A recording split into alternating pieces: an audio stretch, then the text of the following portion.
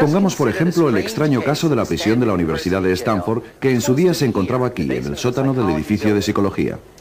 Formaba parte de un insólito experimento sobre la psicología del encarcelamiento que mis colegas Craig Hane, Carl Banks, Carlo Prescott y yo dirigimos a principios de los 70. Queríamos ver qué ocurría al enfrentar a buenas personas con una mala situación. En este caso, la cárcel. Cada uno de los estudiantes voluntarios para el experimento fue cuidadosamente examinado. Todos tenían que estar física y psicológicamente sanos para poder participar. Un pequeño grupo de estudiantes fue elegido al azar para que hiciera de prisioneros, y los otros fueron los guardias. Sorprendimos a los prisioneros arrestándoles en sus casas y en sus dormitorios. Una vez en la cárcel, uniformes y símbolos de estatus, normas y otros detalles ayudaron a distinguir los dos grupos que al principio eran indistinguibles. Los prisioneros sufrieron una serie de rituales para establecer su nueva condición de inferioridad. Vivían en celdas minúsculas. Se pasaban las 24 horas del día aquí, alejados de su entorno habitual.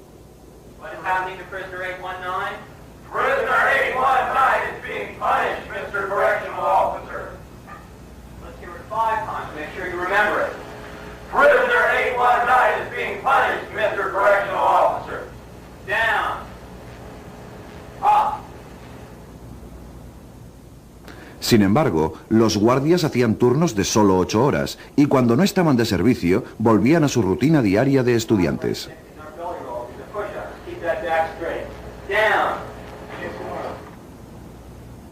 Lo ocurrido nos sorprendió a todos.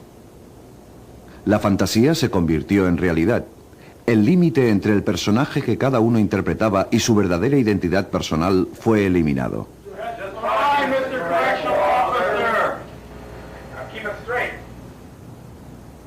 Jóvenes encantadores se convirtieron en guardias brutales. Muchachos sanos enfermaron.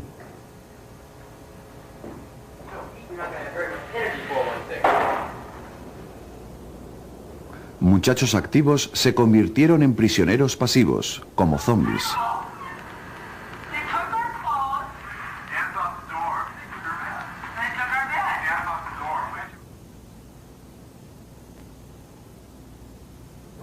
La situación alcanzó tal gravedad que muchos de los prisioneros desarrollaron reacciones de estrés extremas y tuvieron que ser liberados. Pero ninguno de ellos dijo, abandono el experimento. Habían perdido toda perspectiva.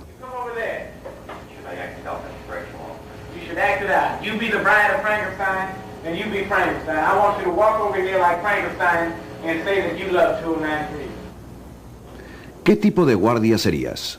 ¿Sádico o comprensivo? ¿Seríais un prisionero conformista o un heroico resistente? El estudio de la prisión, como el experimento de Milgram, no es común en la investigación de la psicología social. Algunos psicólogos consideran que ambos estudios violan los principios éticos y que nunca debieron realizarse.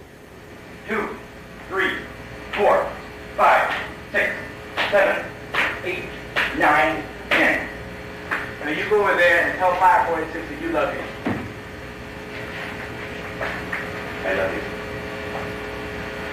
Well, ain't that sweet? You smile? Ain't that sweet? A veces, incluso me olvidaba de que era un experimento y actuaba como un guardián de prisión. Así que nos vimos forzados a suspender después de 6 días lo que había estado planeado como un experimento de 2 semanas. ¿Cómo es posible que personas esencialmente buenas hicieran cosas tan terribles? Ello explica por qué todos tenemos una parte buena y una mala, en espera de una buena o mala situación para manifestarse. Y cuando la situación ha pasado, volvemos a ser de nuevo nosotros mismos otra vez. Seguimientos extensivos llevados a cabo durante muchos años no revelaron ningún efecto negativo a largo plazo en los participantes en el experimento de la prisión. En todo caso, muchos dijeron que había sido una experiencia positiva, ya que les había permitido ver una parte de sí mismos que jamás habrían imaginado. ¿Qué guardia serías? ¿Sádico o comprensivo? ¿Seríais un prisionero conformista o un heroico resistente? El estudio de la prisión, como el experimento de Milgram, no es común en la investigación de la psicología social. Algunos psicólogos consideran que ambos estudios violan los principios éticos y que nunca debieron realizarse. 2, 3, 4, 5, 6, 7, 8, 9, 10. Now you go over there and tell 546 that you love him. I love you. Well, ain't that sweet? You smile? Ain't that sweet? A veces, incluso me olvidaba de que era un experimento y actuaba como un guardián de prisión.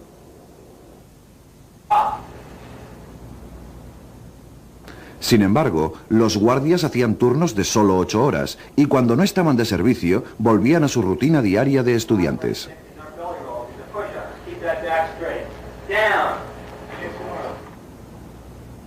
Lo ocurrido nos sorprendió a todos.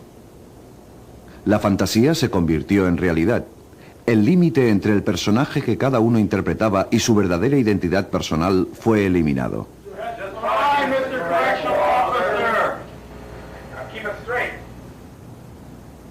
Jóvenes encantadores se convirtieron en guardias brutales. Muchachos sanos enfermaron.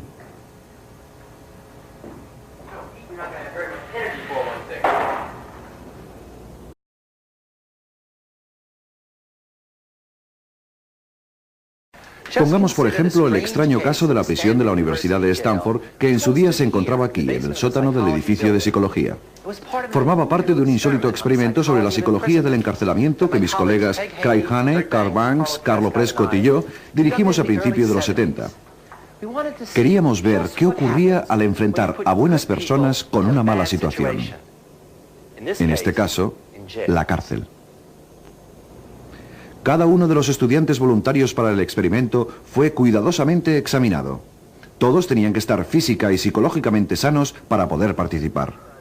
Un pequeño grupo de estudiantes fue elegido al azar para que hiciera de prisioneros, y los otros fueron los guardias. Sorprendimos a los prisioneros arrestándoles en sus casas y en sus dormitorios. Una vez en la cárcel, uniformes y símbolos de estatus, normas y otros detalles ayudaron a distinguir los dos grupos que al principio eran indistinguibles. Los prisioneros sufrieron una serie de rituales para establecer su nueva condición de inferioridad. Vivían en celdas minúsculas. Se pasaban las 24 horas del día aquí, alejados de su entorno habitual.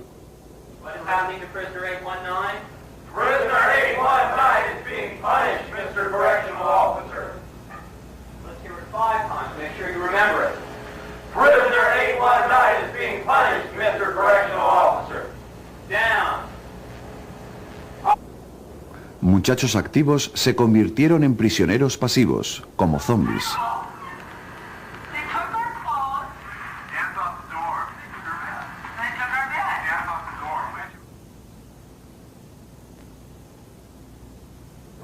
La situación alcanzó tal gravedad que muchos de los prisioneros desarrollaron reacciones de estrés extremas y tuvieron que ser liberados. Pero ninguno de ellos dijo, abandono el experimento. Habían perdido toda perspectiva.